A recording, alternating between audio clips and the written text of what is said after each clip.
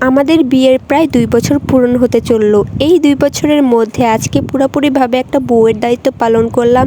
Hello everyone, আসসালামু আলাইকুম। সবাই কেমন আছো? আশা করি সবাই অনেক ভালো আছো। আমি বুঝতেও পারিনি আমাদের বাসার সবাই আমাকে এত বড় বড় দায়িত্ব কাঁধে দিয়ে চলে যাবে সবাই। ভিডিওটা যখন শুরু করেছি তখন ছিল দুপুরবেলা। ঠিক ওই সময় আমার ছোট ননদকে সবাই হসপিটালে নিয়ে যায়, কারণ ওনার ডেলিভারি ডেট ছিল তখন। আমাদের বাসার রান্না বাড়া থেকে শুরু করে যাবতীয় কাজ আমার ছোট ননদ এবং একটা ননাস করে। ছোট ননদের যেহেতু ডেলিভারি হবে তাহলে উনি তো যাবেই যাবে, ওনার সাথে আবার একটা ননাসও গিয়েছিল থাকার জন্য। বাসায় আমি একলা বললেই চলে, খালি আমার আরেকটা ননাস ছিল, ওই ননাসের আবার ছোট বাবু আছে। মোট কথা আমাদের ফ্যামিলিতে আর যাই কিছু থাকুক না থাকুক সবার ঘরে ঘরে 2-3টা বাচ্চা পোলাপাইন আছে। আরেকদিকে আমার শাশুড়ি তো পুরোই অসুস্থ, উনি তো সারাক্ষণ বিছানায় শুয়ে থাকে, বিছানায় খাওয়া দাওয়া, বিছানায় সব। ওনারা যাওয়ার পর আমি রাতের খাবারের আয়োজন করছিলাম। এখানে আমি বিছানায় বসে বসে আলু কাটছিলাম আর আমার মেয়েকে দেখছিলাম। আর মেয়ের হাতে একটা পেঁয়াজ দিয়ে। ওনারা যেহেতু দুপুরবেলা গিয়েছে তাই জন্য খাওয়া দাওয়া করে গিয়েছিল। ওনারা মুরগির মাংস রান্না করেছিল, ওইটা একটু আবার বেঁচে গিয়েছে, তাই জন্য ভাবলাম একটু সাথে আলু ভাজি করি, হয়ে যাবে সবার। আমি আবার ভাত বসিয়ে ভাতটা হতে হতে ওইদিকে আমি আলুগুলা কুচিয়ে নিলাম, এদিকে আবার ভাজিটা হতে হতে আমার মেয়েকে খাওয়াতে গেলাম, কারণ শুধু কাজ নিয়ে পড়ে থাকলেই তো হবে না, আমার মেয়েকেও তো খাওয়াতে হবে। আরিশার বাবাও বাসায় নেই, উনি গেছে হসপিটালে। বাসায় যে আরেকটা ননাস ছিল, ওই ননাসটা আমার শাশুড়ির দেখাশোনা করছে আর আমি রান্না বাড়া আর যাবতীয় কাজ করছিলাম। আর আমি যেহেতু বড় বউ তাই সব দিকে খেয়াল তো আমারই রাখতে হবে। ওদিন রাতে ভাত আর আলু ভাজি করেছিলাম, সবাই ওগুলা খেয়ে দিয়ে তারপর ঘুমিয়ে গিয়েছি। আর রাতের বেলা ভাত খাওয়ার টাইমে আমরা সবাই খবর পাই আমার ননদের মেয়ে হয়েছে। আর খবরটা শুনে তো আমরা অনেক খুশি, কারণ আমার ননদের একটা ছেলে আর এখন একটা মেয়ে হলো, এখন তো পুরো হ্যাপি ফ্যামিলি। ওই দিন তো হালকা পাতলা রান্না করেছি রাতের বেলা দেখে, কিন্তু পরের দিন তো হালকা পাতলা রান্না করলে হবে না, তাই জন্য ফ্রিজ থেকে মাছ বের করে কেটে তারপরে এগুলা ভাজছিলাম। আরেকদিকে আমার ননাস আমাকে পেয়ারা কেটে দিল খাওয়ার জন্য। মাছ দিয়ে রান্না করার জন্য তরকারিও কেটে নিলাম। এখানে আবার তরকারি কাটার সময় আমার হাতটাও কেটে যায়। এখানে আবার মাছ ভাজা হতে হতে আমি কিছু করলা কেটে নেব। আমি রান্না বাড়া তেমন ভাবে গুছিয়ে করতে পারি না, যেমন কি মাছের সাথে কি তরকারি দিব, কি তরকারির সাথে কি মাছ দিব, এটা তাই আমার ননাস বলে বলে দিচ্ছিল এটার সাথে এটা রান্না করো, তাই আমিও কাটছিলাম ওইভাবে। করলাগুলো কাটতে কাটতে আমার মাছ ভাজাও শেষ হয়ে গেল।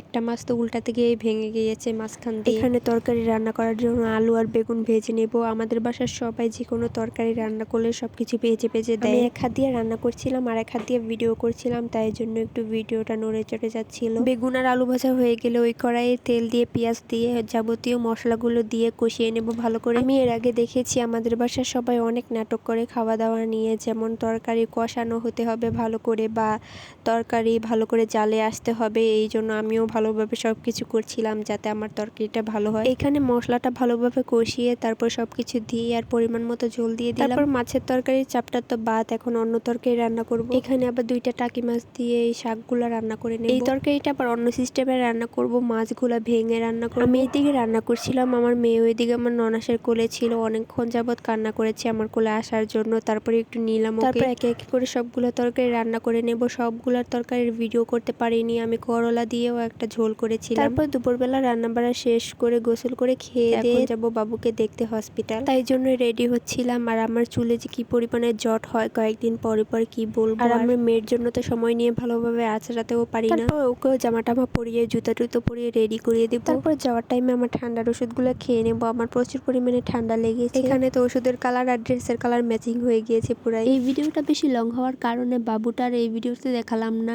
নেক্সট ভিডিওতে বাবুকে দেখতে পারবা সবাই। আজ এই পর্যন্তই, সবাই সুস্থ থেকো, ভালো থেকো, আমাদের জন্য দোয়া করো। আল্লাহ হাফেজ।